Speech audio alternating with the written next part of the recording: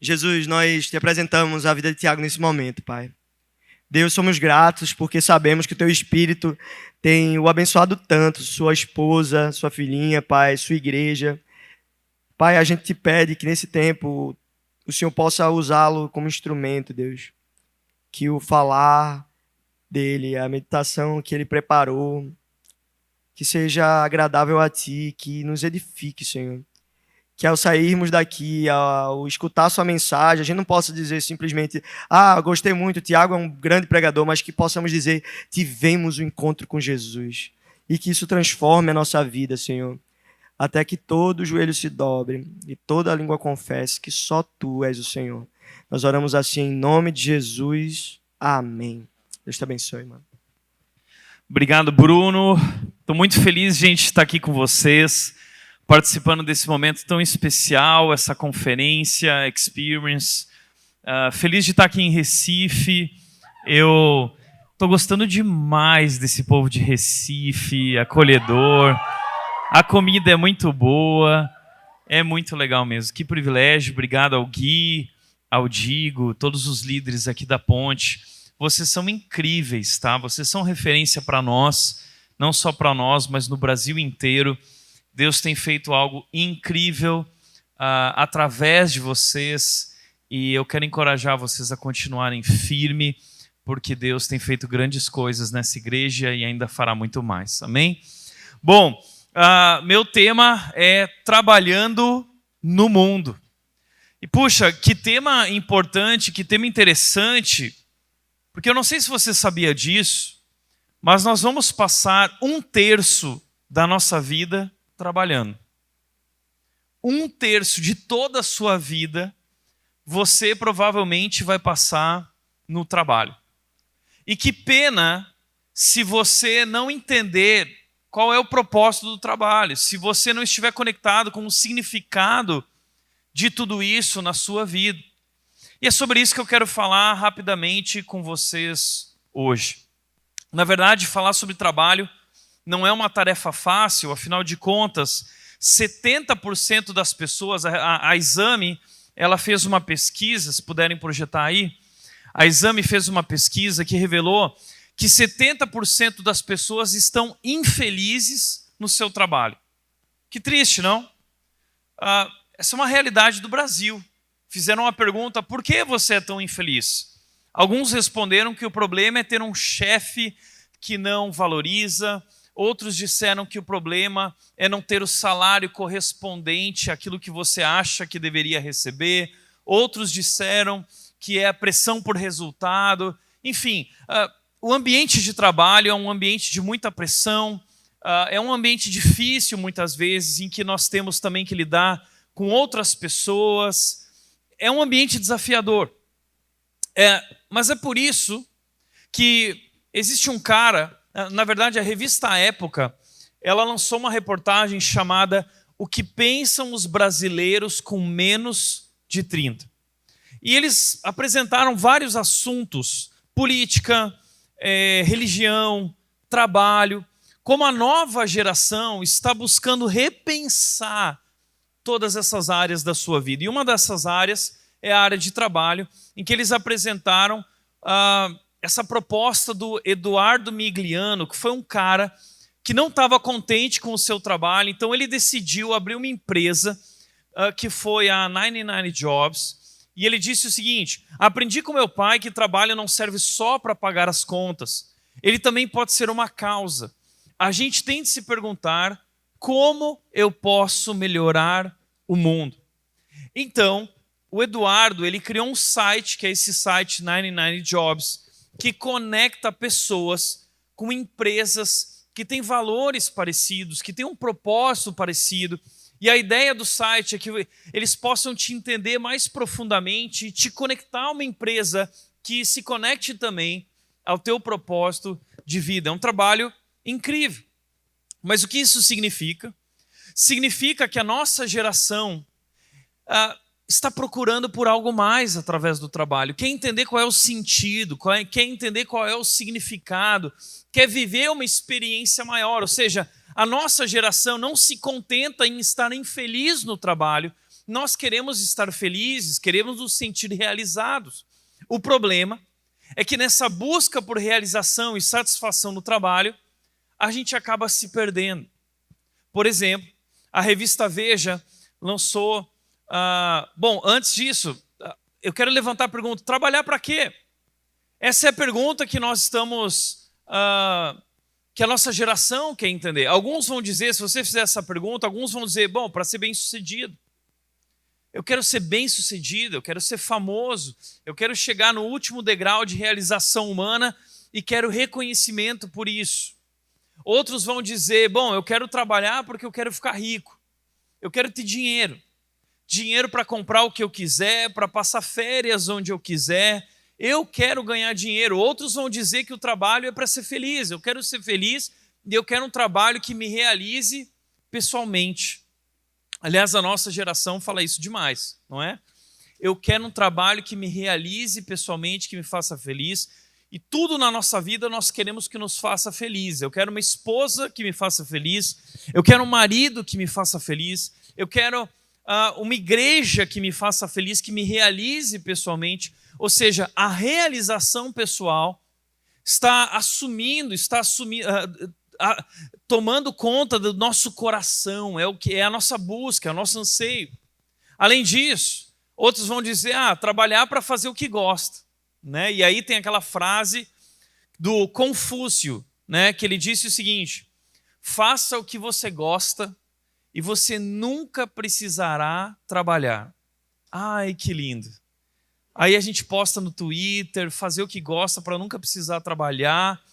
Só que assim, a gente esquece quem foi que falou isso. Foi o Confúcio. E ele estava meio Confúcio mesmo quando ele falou isso. Porque trabalho não tem nada a ver com isso. Outros vão dizer, para nada. A gente estava numa conversa aqui falando sobre isso, de que para muita gente o trabalho é consequência do pecado. Muita gente enxerga o trabalho dessa maneira, ainda que ele não seja.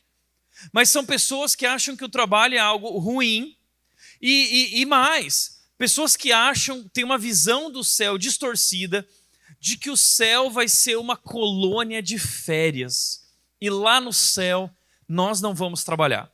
Na verdade, eu vou chegar lá no céu, eu vou encostar numa nuvenzinha e aí os anjos virão me servir, né? O céu é tipo um resort onde os anjos estarão servindo. E aí, tipo assim, é tipo Rock in Rio, vão ter vários centros, e aí tem a banda Hillsong tocando, aí tem lá Sumuzum, tem várias bandas tocando, e você vai escolher lá qual é a que você quer ouvir na hora. O pessoal acha que é isso, não vai trabalhar. Entenda, no céu, que não é no céu, é aqui, nós iremos trabalhar. Nós vamos trabalhar e a gente vai descobrir um pouco mais sobre isso agora. Ou seja, a nossa geração está em busca de respostas, de significado, de propósito. O problema é que as respostas que nós temos encontrado, ou temos ouvido, ou temos dado, estão gerando um pouco de confusão. Veja só isso. Veja como a nossa geração tem se relacionado com essa questão do trabalho através de uma reportagem da revista Veja. Eles fizeram a seguinte pergunta para uma moça. A Veja perguntou para essa moça famosa: como você foi parar no jornalismo? E ela respondeu: eu fazia direito. Eu desisti de direito e pensei em entrar em veterinária, porque eu amo muito animais. Também quis estudar teatro. Acho legal cinema, ser atriz, diretora, cineasta. Só que cineasta é só para quando eu for mais velha, com 30 ou 40 anos de idade. Ou seja, é uma geração que tem dificuldade de entender. Uma hora é veterinário, outra hora é direito. São tantas dúvidas. O que eu devo fazer? Uma infinidade de possibilidades. E aí perguntaram para ela o seguinte: mas como você foi parar no jornalismo? E a resposta dela foi a seguinte: eu estava tomando todinho no café da manhã. Na embalagem tinha um negócio que explicava as profissões na linguagem de uma criança. O dessa era jornalismo. Eu li e falei: caramba, é isso que eu tenho que fazer, tem tudo a ver com ser modelo. Então, muitos jovens e adultos tem se relacionado dessa forma com o trabalho. E por isso nós temos uma geração tão frustrada e infeliz, insatisfeita. Agora, nós precisamos responder essa pergunta: por que trabalhar?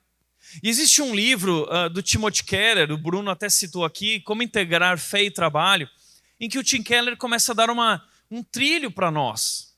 E ele diz o seguinte: uma das esperanças para a nossa sociedade fragmentada é a redescoberta do conceito de que todo e qualquer trabalho humano não é simplesmente uma tarefa, mas um chamado. Então entenda isso. O que é o trabalho? A primeira coisa é que o trabalho não é uma tarefa que você faz. Trabalho é um chamado que você cumpre. Mas cumpre para quem? Quem nos chamou? Olha aqui, ele continua dizendo: o trabalho só é uma vocação se alguém chamar você para fazê-lo e se ele for feito para quem o chamou e não para você mesmo. Ou seja, vocação, você só trabalha na sua vocação quando você faz aquilo que foi chamado para fazer e não quando você faz aquilo para você mesmo. Vocação vem do latim vocare, que significa literalmente chamado. Então, a palavra vocação tem a ver com chamado. Vocação é chamado. Então, nós só vamos trabalhar para a nossa vocação. E vocação é aquilo que nós fomos criados para ser e fazer. Vocação é a maneira como Deus se expressa através de nós. Quem nos chamou para o trabalho foi Deus. Veja lá em Gênesis capítulo 2, versículo 15, diz o seguinte: o Senhor Deus colocou o homem no jardim do Éden para cuidar dele e cultivá-lo.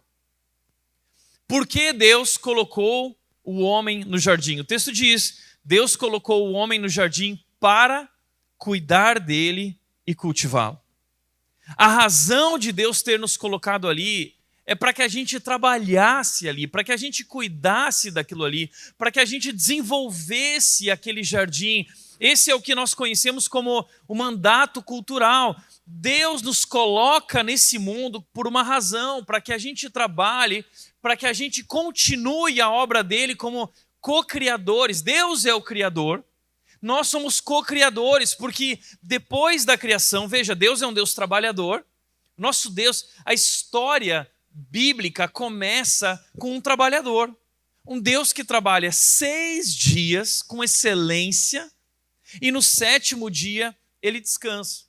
E por que Deus descansou? Deus precisava descansar? Não.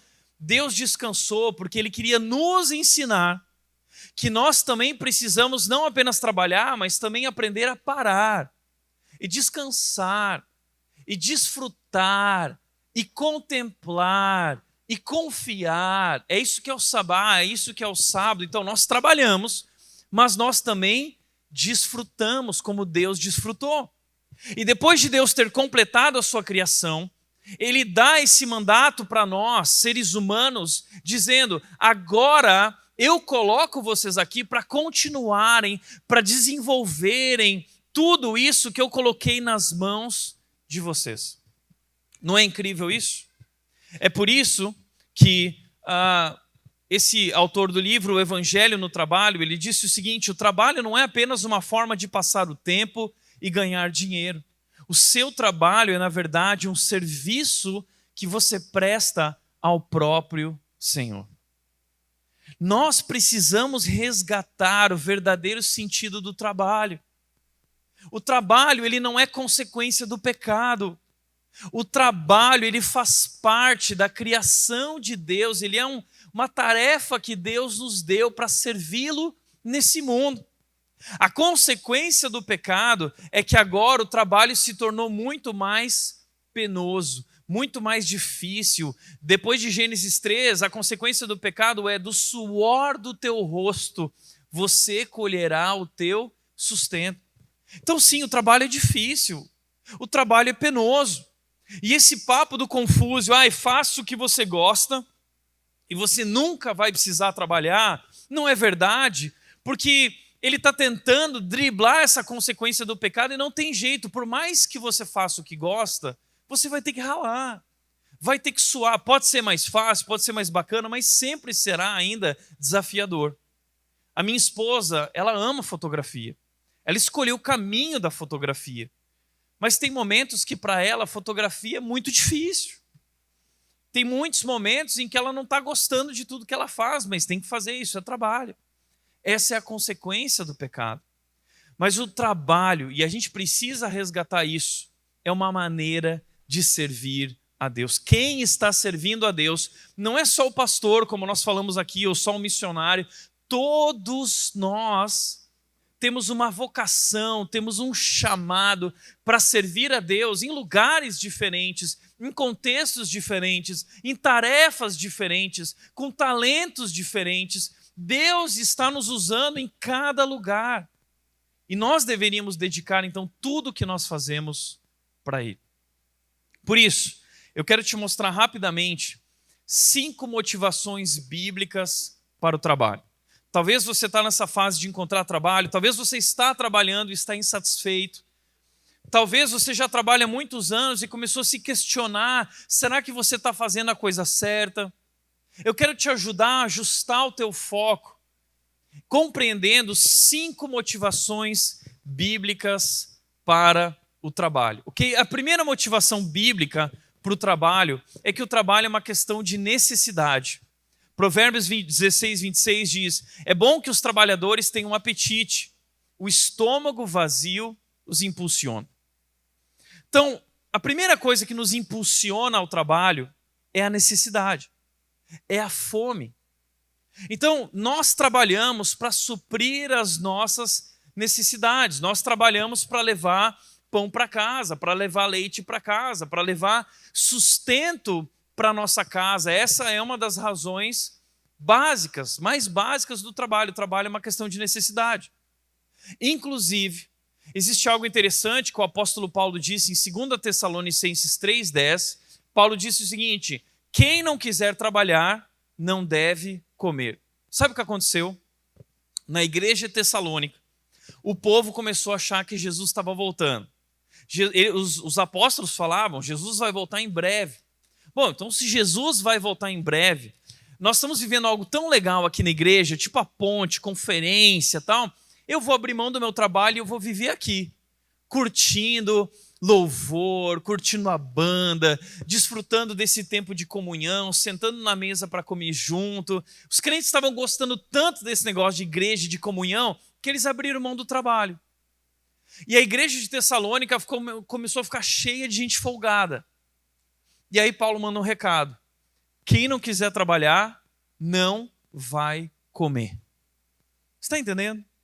Trabalho, em primeiro lugar, é uma questão de necessidade. É através do trabalho que nós alcançamos, suprimos nossas necessidades. Existe um outro texto que diz o seguinte, por causa da preguiça, Eclesiastes 10:18, por causa da preguiça, o telhado enverga.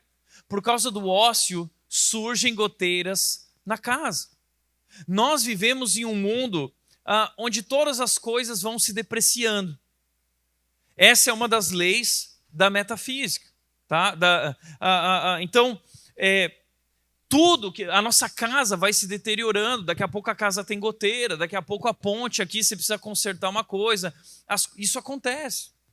Você sabe que eu fui descobrir isso? Que a gente precisava trabalhar muito dentro de casa quando eu saí de casa. E aí eu tinha minha própria casa. Eu me tornei pastor, um pastor de jovens. E aí eu estava lá com a minha casa. E de repente eu comecei a descobrir o seguinte, que a roupa dobradinha, limpinha, cheirosa, passadinha, ela não brotava automaticamente no armário. Aquela roupa precisava passar por um processo que se chama lavagem. E aí depois de lavar, precisava passar. Mas aí aquela coisa assim, não, eu não vou fazer isso, tal. E aí de repente a minha casa virou uma montanha de roupa suja. Já não dava mais para entrar em casa, entendeu? Foi uma experiência terrível o início da minha fase jovem quando eu saí de casa. Mas a gente vai descobrindo que trabalho é uma questão de necessidade. E vou te falar, quando você casar, você vai descobrir quanto trabalho tem seja no casamento, seja na família, seja como pai, seja como mãe, é muito trabalho. Se você não gosta de trabalhar, então também nem se case. Casamento dá trabalho. Eu lembro que o dia que a Nath virou para mim, depois de uns 2 anos de casamento, a Nath virou para mim e falou assim: eu não me sinto amada. Eu acho que você não me ama. Você não toca o meu coração. E aí eu tomei um susto. Você ouvir a esposa falando que você não ama ela, e a primeira coisa que eu pensei na minha mente foi o seguinte: ela é louca. Por quê? Porque eu falo o tempo todo para a Nath: eu te amo, eu te amo, eu te amo, eu te amo, você é linda, você é linda. E eu pensando comigo mesmo, como que ela não se sente amada? Porque eu falo, eu declaro isso o tempo todo. E aí foi que eu descobri um livrinho chamado 5 Linguagens do Amor. E eu descobri que a linguagem do amor da Nath era diferente da minha. Eu me expressava em amor com palavras de afirmação, trazendo presentes para a Nath. Mas a linguagem de amor da Nath era tempo de qualidade e atos de serviço. Então, naquela época, eu virei para a Nath e falei assim: amor, mas por que você não se sente amada? A Nath virou para mim e falou assim: porque você não levou o lixo. Aí eu comecei a entender, entendeu? Porque você não fez aquilo que eu te pedi, porque você não ajuda nas tarefas de casa. E aí eu tomei uma atitude. Então eu vou demonstrar amor. E eu comecei a trabalhar dentro de casa, né? Eu fui lavar a louça. E aí eu recolhi o lixo de manhã cedo e eu levei lá para o lixo lá fora. E aí antes de ir para o trabalho eu deixei um bilhetinho assim na geladeira para a Nath: amor, e em vez de escrever eu te amo, eu escrevi: levei o lixo. Naquele dia eu voltei e a Nath estava apaixonada por mim. Esses dias eu e a Nath, nós saímos, eu fui ajudar a Nath no estúdio dela, estava cheio de coisa para carregar, e eu passei o dia carregando caixa do lado da Nath sem reclamar. Eu voltei para casa, mas a Nath estava assim, ó, cintilante de paixão, olhando para mim com o olhar cheio de brilho nos olhos. Eu descobri qual é a linguagem da Nath, só que a linguagem da Nath não é atos de serviço, é atos de escravidão. Agora, casamento dá trabalho. É uma questão de necessidade, tá bom? Então a primeira motivação bíblica para o trabalho é necessidade, ok? A segunda motivação bíblica para o trabalho é prosperidade. Se você quiser prosperar, você quer crescer, você quer ir além, você quer ter condições de realizar um sonho, de fazer uma viagem, de sustentar a tua casa. Essa palavra prosperidade, ela está com o filme muito queimado no Brasil, mas a prosperidade é algo excelente, é algo que Deus quer para nós. Deus quer nos fazer prosperar no bom sentido. Provérbios 21:5 diz: quem planeja bem e trabalha com dedicação prospera, mas quem se apressa e toma atalhos fica pobre. Então, se você quer prosperar, o que você precisa fazer? Planejar bem e trabalhar com dedicação. Não há uma receita, não há uma mágica, e esse é o problema da nossa geração. A nossa geração é uma geração muito apressada. Nós queremos as coisas rápidas. Nós somos a geração miojo. Nós gostamos das coisas instantâneas. Nós somos a geração fast food. Eu quero agora. Nós somos a geração internet. É um clique. Eu quero prazer agora. Eu quero prosperidade agora. Eu quero riqueza agora. Agora, essa é a receita do fracasso, é o que a Bíblia está dizendo. Quem se apressa, quem toma atalhos, quem busca o caminho mais fácil, acaba se dando mal. Se você quer realmente se dar bem na vida e crescer e se desenvolver profissionalmente, você precisa planejar bem a tua vida. Fazer um planejamento e tomar decisões que estão conectadas a esse planejamento de acordo com o propósito para a sua vida. Você precisa trabalhar com dedicação, com excelência, ralando, não tem segredo. Agora, eu fui para a internet há 2 semanas atrás e eu fiz uma pesquisa. Como ganhar dinheiro, como enriquecer. E aí no Google apareceu isso aqui, tá? Por exemplo, olha só, essa foi a primeira coisa que apareceu. Eu botei lá, como enriquecer, e apareceu lá, ganhe dinheiro rápido. E aí você fica mexido, né? Nossa, ganhar de 8 a 26 mil reais por mês. É isso. Esse é o trabalho que eu quero, né? Sem sair de casa. Eu não vou nem precisar trocar de roupa. Olha lá embaixo. Como ficar rico sem trabalhar. Não é isso que nós queremos? É isso, esse é o segredo. E o cara ainda coloca entre parênteses, entenda a mágica. Como se houvesse uma mágica. O que a Bíblia está dizendo é não há mágica. Nós temos que trabalhar com o suor do rosto, trabalhar com dedicação. Como disse o Flávio Augusto, não existe atalhos para o sucesso. Os que se iludem com supostos atalhos geralmente despencam do precipício. Quantos homens, quantas mulheres, quantos jovens despencaram do precipício porque buscaram atalhos, porque buscaram um caminho de ilusão, de fantasia. A Bíblia diz que quem quer enriquecer rapidamente cai em fantasias e não tem juízo. Por isso, gente, não tem segredo. Entenda isso, jovem. Não tem atalho. Se você quer chegar lá, se você tem um sonho, se você quer realizar algo, você vai ter que planejar muito bem e vai ter que trabalhar com muita dedicação. A Bíblia diz o seguinte, Salmo 126, versículo 5, diz o seguinte, os que semeiam com lágrimas colherão com gritos de alegria. Você quer resultado, colher com gritos de alegria? Então você precisa semear com lágrimas, trabalhar com dedicação. Agora, tem uma outra questão que eu quero te chamar a sua atenção. Provérbios 24, 27 diz, termine primeiro o seu trabalho a céu aberto, deixe pronta a sua lavoura, depois constitua a família. Sabe por quê? Porque na nossa pressa, não só de querer enriquecer, nós também queremos prazer. E aí a gente é crente, a gente sabe, né, como o Iago pregou aqui, se a gente quer desfrutar dessa questão do prazer, nós precisamos nos casar. E aí muitos jovens acabam pulando etapas, acabam não completando ciclos importantes da vida antes do casamento e adiantam esse compromisso do casamento tão sério, tão importante, sem maturidade, sem sustentabilidade de realmente cuidar de uma esposa, de cuidar de uma família. E muitos dizem o seguinte, não, Tiago, mas eu pergunto o seguinte, você já tem um trabalho, já tem o sustento mínimo possível para cuidar da sua casa, e se sua esposa tiver um filho? Não, Tiago, nós estamos casando pela fé. Né?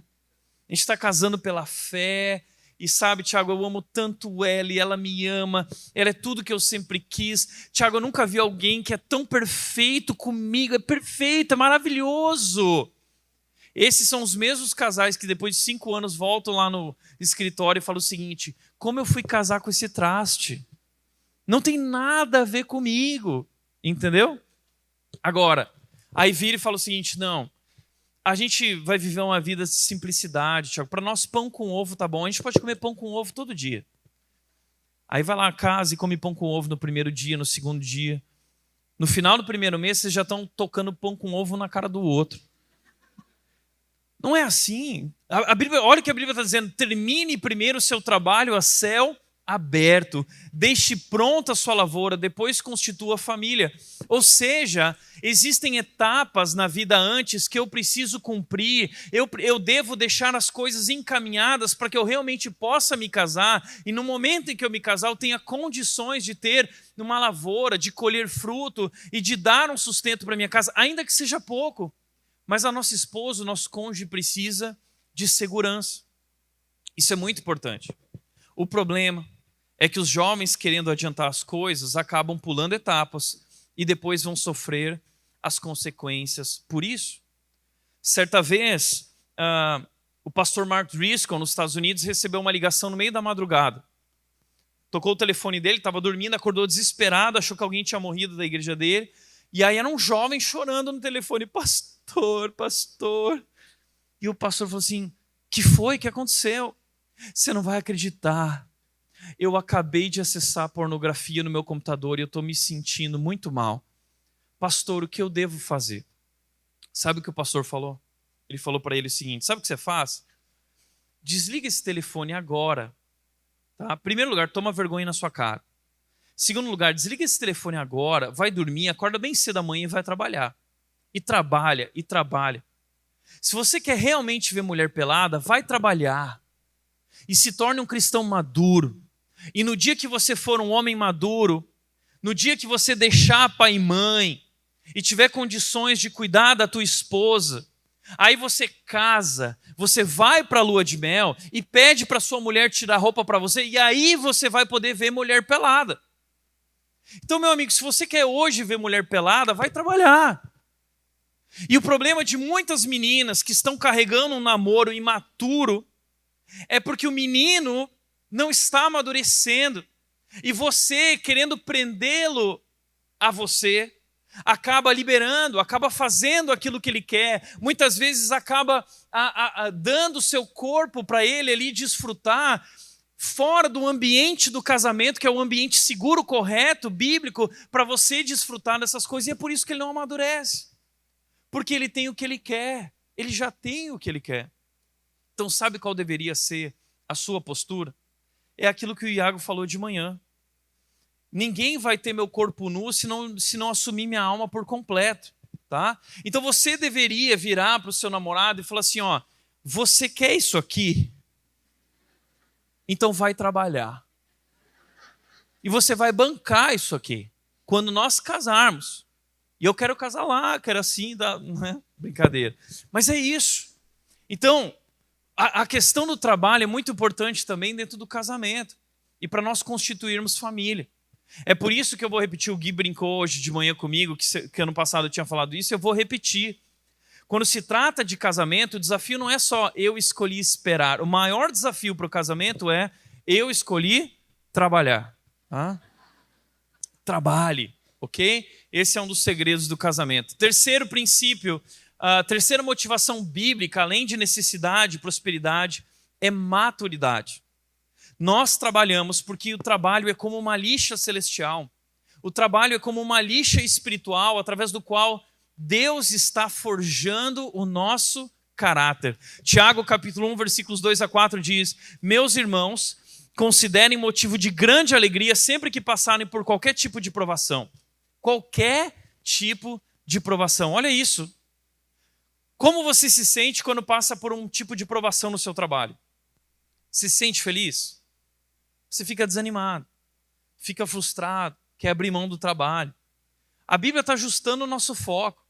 A Bíblia está dizendo, tenha alegria, grande alegria, sempre que você passar por qualquer tipo de provação, inclusive provações do trabalho, que são muitas.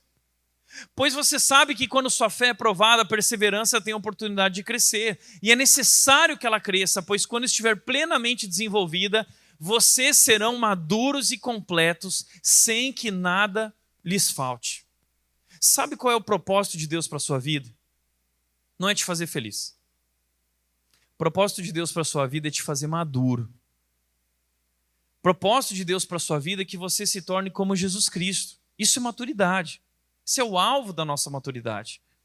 E Deus está mostrando que Ele está disposto a sacrificar a nossa felicidade, a nossa alegria passageira para formar o caráter de Cristo em nós. E nós deveríamos, compreendendo o plano de Deus, ter alegria por saber que através de todas essas lutas, de todas essas dificuldades, ao perseverarmos, ao não desistirmos, ao não abandonarmos, mas perseverarmos, nós estamos amadurecendo, nós estamos sendo trabalhados, nós estamos nos tornando mais parecidos com Cristo. Agora, essa questão da maturidade é um problema para a nossa geração. Porque a gente não se importa com maturidade. A gente quer mesmo é a nossa felicidade. E esses dois alvos de vida são conflitantes. Quando nós colocamos a felicidade antes da maturidade, nós não amadurecemos.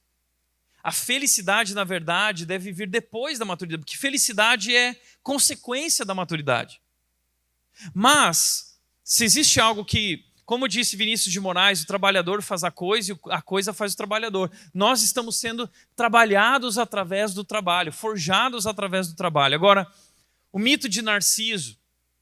Narciso era um rapaz que um dia ele se olhou lá, você conhece a história, ele se olhou naquele lago que era como um espelho, e ele olhou para ele e ele se achou belo demais.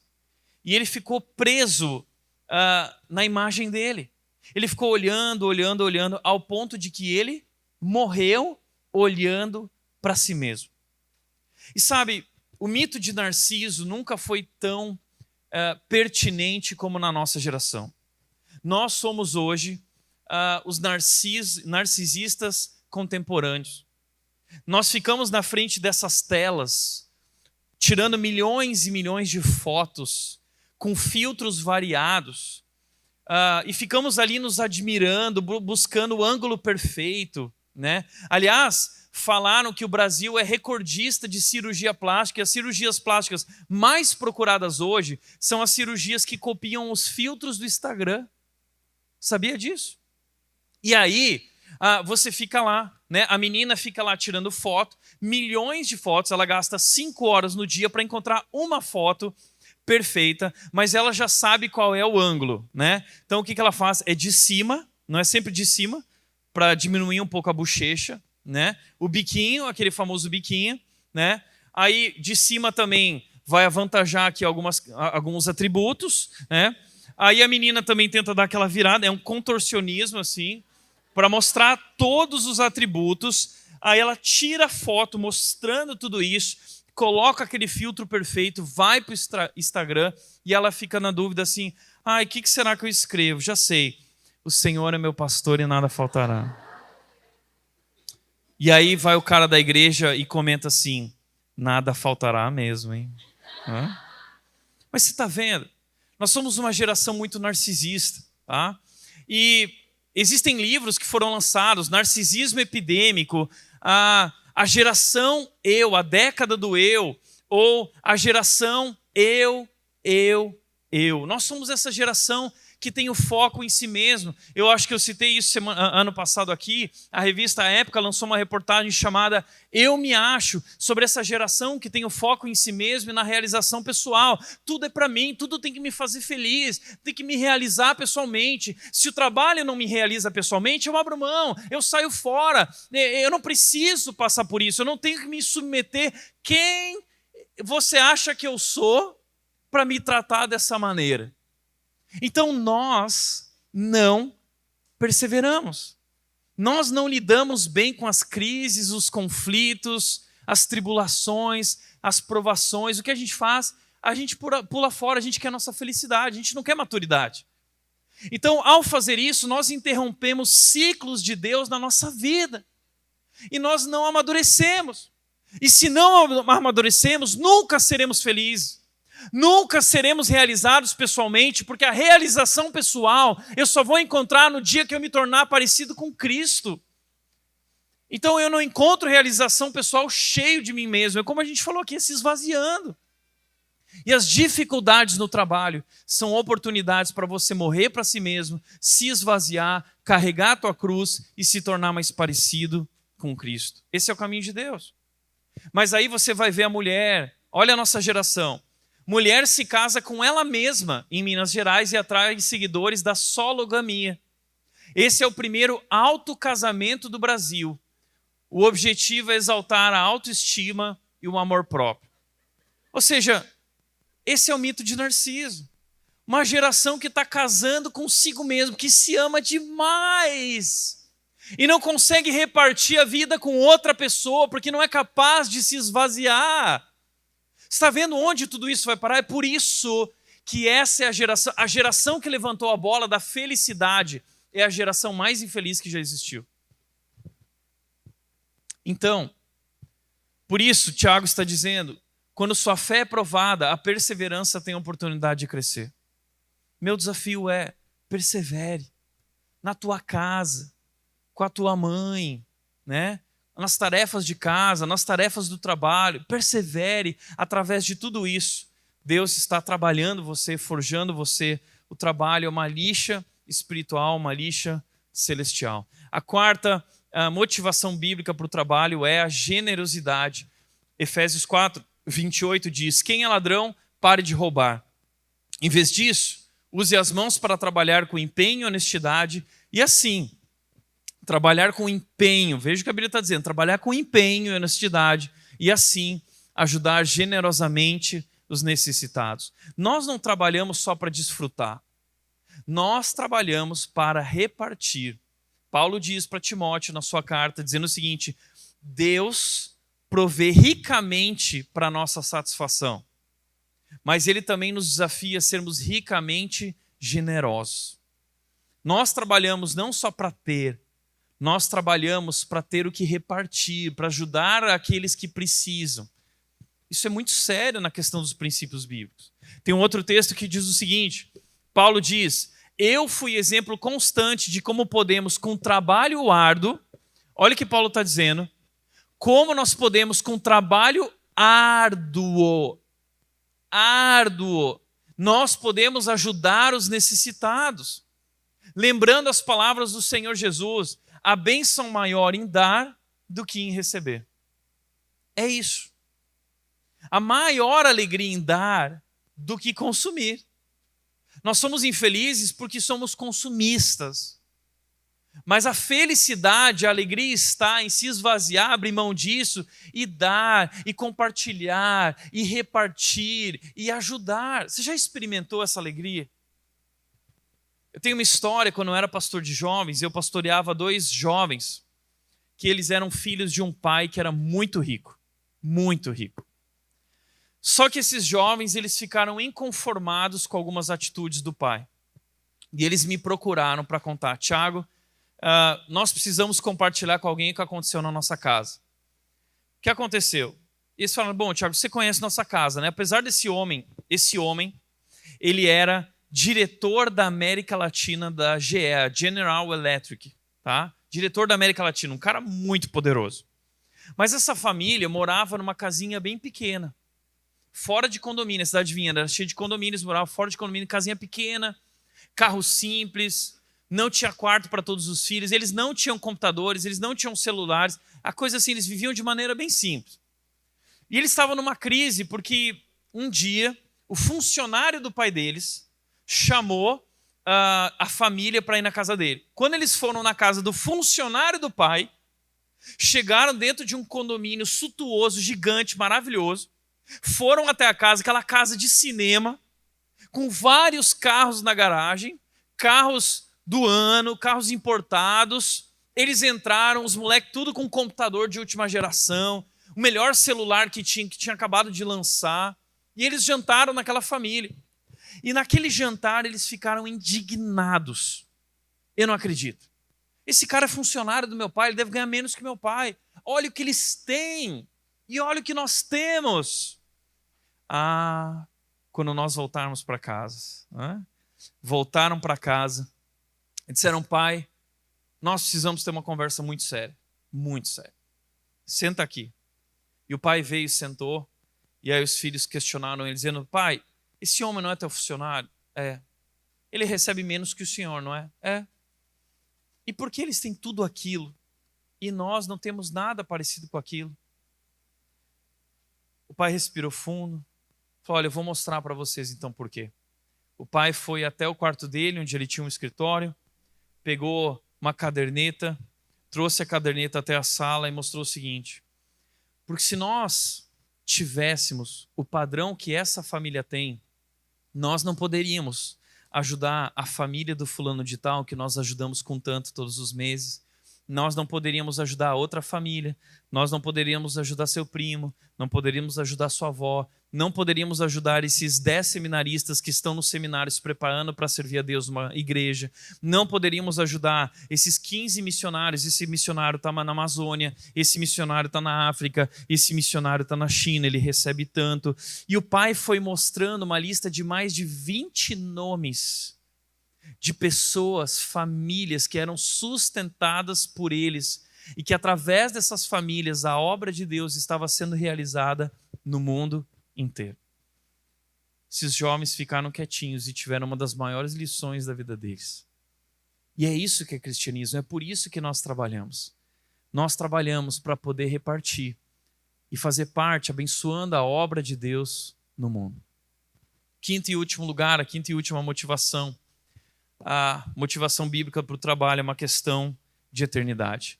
1 Coríntios 9, 25 diz: da mesma forma, suas boas obras devem brilhar para que todos as vejam e louvem seu Pai que está no céu.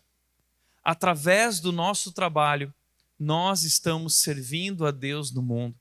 E através do nosso trabalho bem feito, através das nossas boas obras, através da nossa excelência, através do nosso caráter e integridade no trabalho, as pessoas podem olhar para nós e dizer: uau, que Deus! Uau, que Deus! Está entendendo? Então é por isso que nós trabalhamos. Eu quero contar uma história para vocês do Flávio. Flávio é um deficiente físico da minha igreja, ele é cadeirante. Ele chegou na rede alguns anos atrás. Ele sofreu um acidente com 18 anos e ele perdeu o movimento das pernas. E o Flávio, ele estudou, ele fez faculdade, ele fez MBA na FGV, que é uma grande faculdade lá em São Paulo. Ele foi trabalhar no Santander, na administração, trabalhou lá 7 anos. Ele tinha um baita currículo, falava inglês, falava italiano, só que ele teve que mudar para Indaiatuba, a cidade onde a rede fica, a minha igreja. E quando ele mudou com a família dele, ele teve que deixar o emprego dele em São Paulo e ele procurou um outro emprego, uma recolocação em Indaiatuba. Só que ninguém queria contratar um deficiente, ainda mais com aquele currículo, não tinham vagas para alguém com aquele currículo e nenhuma empresa lá queria contratá-lo. Passou 1 ano e meio, o Flávio veio me procurar e ele disse o seguinte: Thiago, não encontro emprego, ninguém quer me dar uma oportunidade. A única vaga de emprego que eu encontrei foi uma vaga de caixa de mercado do Walmart para ganhar R$700, que mal vai pagar a minha gasolina. O que eu faço? Eu virei para o Flávio e disse o seguinte: Flávio, todo trabalho é importante. Não existe trabalho insignificante. Vai lá e dá o teu melhor. Vai lá e seja o melhor caixa de mercado que o Walmart já conheceu. Vai lá e sirva a Deus com bom ânimo e de todo o teu coração, e o trabalho abre portas. E o Flávio, gente, vocês precisam conhecer ele. Ele foi com tudo. Ele chegou no Walmart e ele se tornou o melhor caixa do Walmart que esse mercado já conheceu. E ele era funcionário do mês, funcionário do mês, funcionário do mês. E aí os estrangeiros que estavam nas empresas da região, que iam no Walmart, o único caixa que falava inglês, falava outras línguas, era o Flávio. Então, fazia fila na caixa do Flávio. Ele conhecia todos os clientes, chamava pelo nome, brincava. E ele dizia o seguinte para Jesus: Thiago, eu vou atender cada pessoa como se fosse Jesus. Cada pessoa como se fosse Jesus. O Flávio foi ficando conhecido em toda a gerência nacional do Walmart, até que um dia, um homem estava na fila e ficou impactado. As obras do Flávio estavam brilhando. E ficou impactado com aquilo e virou para o Flávio e falou assim: cara, por que você está aqui? E o Flávio contou a história dele. Esse cara era um dos principais diretores da John Deere, que é uma das maiores multinacionais do mundo. E o cara falou o seguinte: eu vou te ligar essa semana e eu quero que você trabalhe para mim. O Flávio, então, foi empregado para trabalhar numa excelente posição na John Deere. Quando ele chegou nessa empresa, na John Deere, que é muito grande, eles levaram o Flávio lá na frente e contaram a história do Flávio para todos os funcionários. E falaram o seguinte: é esse tipo de trabalhador que nós estamos procurando na nossa empresa. E o Flávio foi se destacando ali, até que o presidente da John Deere chegou para o Flávio e perguntou o seguinte: Flávio, existe algum tratamento para você voltar a caminhar? O Flávio disse: existe, mas é muito caro.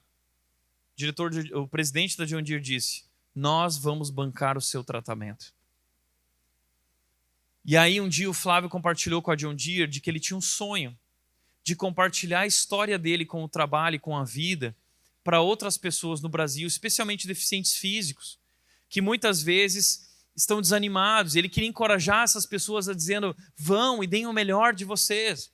E ele criou um projeto para viajar ao Brasil, e a John Deere decidiu bancar o projeto dele pelo Brasil, alugando teatros, para que o Flávio pudesse fazer não stand-up comedy, mas sit-down comedy, que ele fica sentado fazendo comédia e contando a história de vida dele. Ou seja, a John Deere bancou isso. Ele continua trabalhando hoje na John Deere e alguns meses atrás ele saiu na revista da John Deere como o modelo de funcionário, dizendo o seguinte: eu busco entregar excelência em tudo que faço e ser protagonista da minha história. Então o Flávio tem se tornado conhecido nessa empresa. Por quê? Porque através das boas obras as pessoas podem olhar e dizer: uau! É por isso que Paulo disse em Colossenses 3:23, em tudo que fizerem, trabalhem com bom ânimo, em tudo que fizerem, seja como caixa do Walmart, seja varrendo a igreja, seja arrumando cadeira, seja arrumando a tua casa, seja servindo cafezinho, seja o que você fizer, faça com bom ânimo, como se fosse para o Senhor e não para os homens. É a Deus que nós estamos servindo no mundo, e quando nós trabalhamos com bom ânimo e com excelência, as pessoas podem olhar para nós e dizer: uau, que Deus! É sobre isso. Deus está nos chamando para desenvolver essa postura no trabalho, servi-lo no mundo. E o que Deus quer um dia dizer para você é: servo bom e fiel, porque foste fiel no pouco, eu te colocarei sobre o muito. Sabe por que ele diz isso? Porque na eternidade, no céu, nós vamos trabalhar. A gente vai trabalhar, mas não será mais do suor do rosto.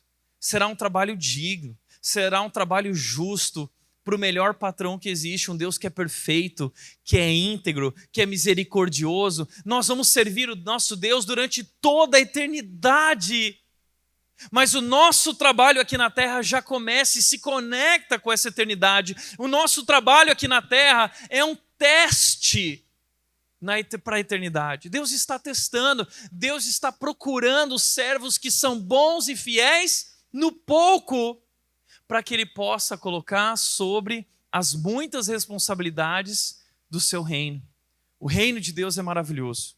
Deus está à procura dos servos bons e fiéis.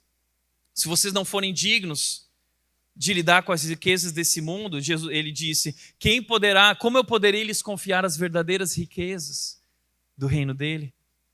Deus está nos chamando para servi-lo no mundo com excelência. Por isso, Tim Keller disse: nossas vocações são um caminho para fazer a obra de Deus no mundo. A sua vocação, que não é o que você gosta, é o que você foi chamado para fazer. Vocação é a maneira como Deus se expressa através de você. Deus quer se expressar ao mundo. Deus quer que você sirva o próximo através da tua vocação. É isso que você precisa pensar. Por isso, para refletir e praticar, primeiro, não existe trabalho insignificante. Todo trabalho é uma tarefa dada por Deus. Segundo, as dificuldades no trabalho são oportunidades para você amadurecer. Trabalho é uma lixa espiritual de Deus na tua vida. O trabalhador faz a coisa faz o trabalhador. Você trabalha e Deus trabalha em você. Por isso, não desista. Persista. Persevere. E ao perseverar, você irá amadurecer, se tornando mais parecido com Jesus. Terceiro, a sua vocação é um caminho para fazer a obra de Deus no mundo, para servir a Deus no mundo. Por isso a sua pergunta não deve ser: o que eu gosto de fazer? A minha pergunta deve ser: Deus, o que o Senhor me criou para fazer? Qual é o teu propósito para a minha vida? O que o Senhor quer de mim? Quais são os talentos e dons que o Senhor me deu para servir a Ti e servir ao meu próximo? Essas são as perguntas. Não é o que eu gosto. É: Deus, o que Tu gosta? O que Tu queres de mim? O que Tu esperas de mim? Como Tu queres se expressar através de mim nesse mundo?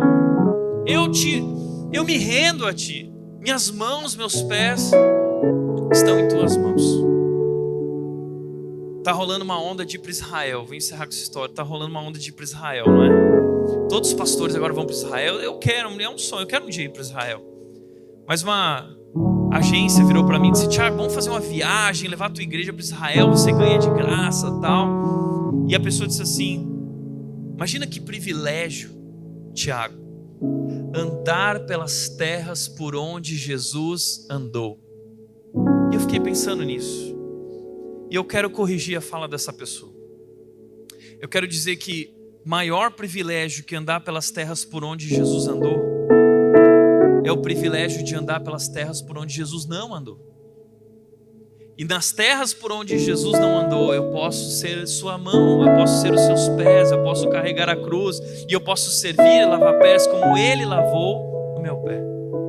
Esse é o nosso chamado, para servir a Deus nesse mundo, através do que nós fazemos e da nossa vocação. Amém? Amém. Vamos orar? Pai, nós rendemos nossas vidas a Ti, nosso coração, nossa vocação, nossos dons e talentos. Deus, nós queremos Te servir, Deus. Nós queremos fazer parte daquilo que o Senhor está fazendo no mundo e ao longo da história. Nós queremos ressignificar, Deus, trabalho, compreendendo que o Senhor tem um propósito para as nossas vidas e que o Senhor quer agir nesse mundo através de nós. Deus, usa-nos. Deus, eis-nos aqui. Não nos deixe de fora do que o Senhor está fazendo no mundo. Assim nós oramos, em nome de Jesus. Amém.